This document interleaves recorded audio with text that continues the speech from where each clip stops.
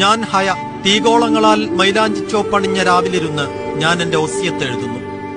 ആകെ 80 ഷക്കലിന്റെ ബാധ്യത ക്യാഷായുണ്ട്. 45 ഷക്കൽ ഉമ്മാക്ക് കൊടുക്കാനുള്ളതാണ്. സീനത്തിനും ഹാഷിമിനും 5 ഷക്കൽ വീതം. ഹിബത്താത്തയ്ക്കും മറിയമിത്തയ്ക്കുമുണ്ട് 5 ഷക്കൽ കൊടുക്കാൻ.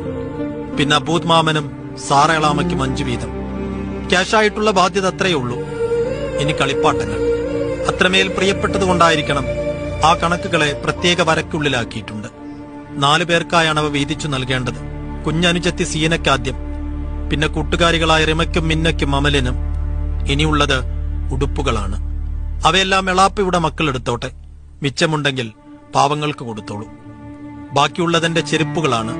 എന്റേത് മാത്രമാകുമെന്ന് കിനാവ് കണ്ട എന്റെ മണ്ണിനെ ചുംബിച്ചു നടന്ന പാദരക്ഷകൾ എല്ലാം എടുത്ത് കഴുകി വൃത്തിയാക്കണം. എന്നിട്ടവയും പാവങ്ങൾക്ക് കൊടുത്തോളൂ. അവസാനിപ്പിച്ചതാണോ എന്ന് ഉറപ്പില്ല. ആ പേജ് അവിടെ തീരുകയാണ്. കിട്ടാനുള്ളവ കുറിച്ചുവെച്ച മറ്റൊരു പേജ് ഉണ്ടാകുമോ? അതിലവളുടെ മണ്ണിന്റെ കണക്കുണ്ടാകുമോ? അറിയില്ല.